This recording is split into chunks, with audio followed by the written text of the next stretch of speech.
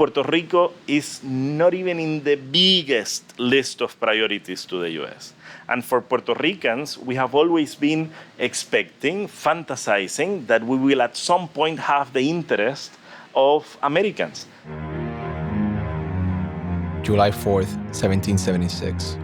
13 colonies stood up against the British Empire and declared their independence.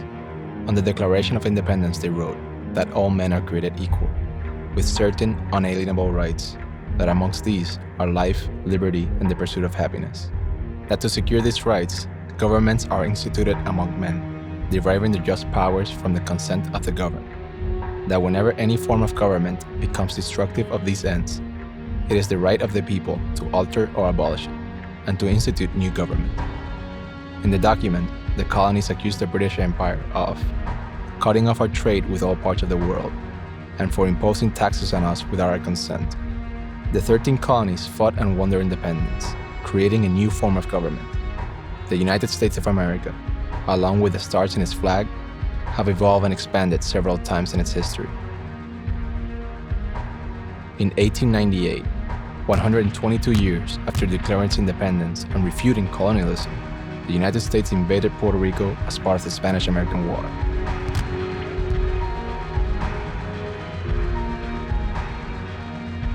After the war, for the first time the American flag is raised beyond the continental United States. Before this point, the United States Constitution never had to provide for territories. During the first decade of the 20th century, the Supreme Court is faced with the question, does the Constitution follow the flag, in what is referred to as the insular cases?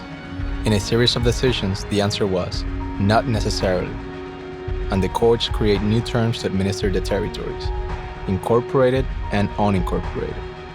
At this point, Puerto Rico is defined as an unincorporated territory. In 1917, the people of Puerto Rico were granted U.S. citizenship, but they have no effective representation in the U.S. government.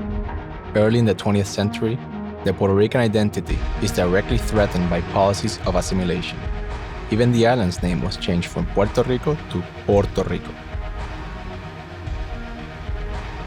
In their shared history, the U.S. has played the role of savior as well as the aggressor for Puerto Rico, dividing the political aspirations of the islanders.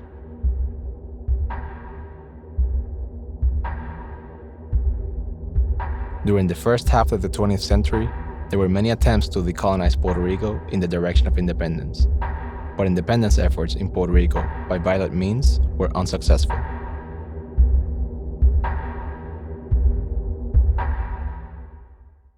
In 1952, the people of Puerto Rico, led by the island's first elected governor, Luis Muñoz Marin, drafted the island's constitution and reached an agreement which would evolve the colonial rule over Puerto Rico into a more sublime colonial relationship called Commonwealth, or Estado Libre Asociado in Spanish.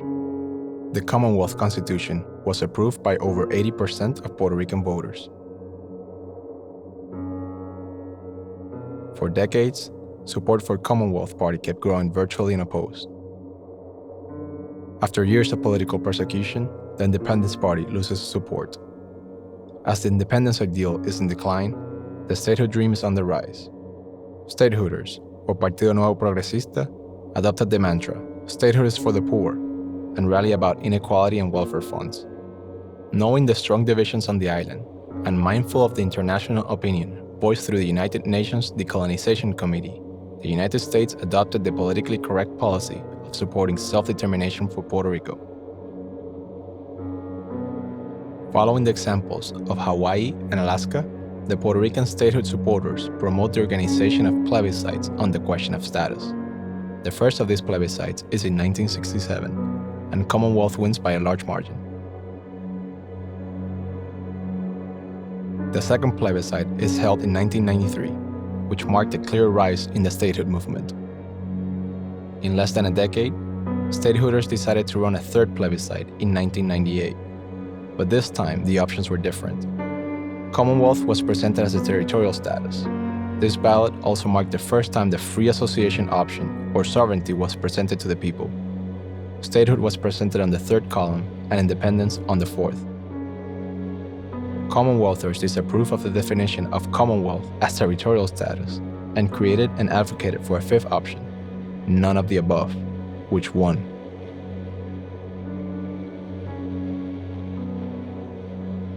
In 2012, Republican governor and statehood supporter Luis Fortuño passed a bill to celebrate the fourth plebiscite in the island's history.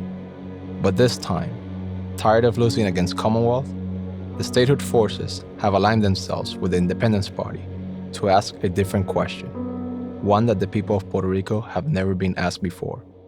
Do you agree that Puerto Rico should continue to have its present form of territorial status? Yes or no?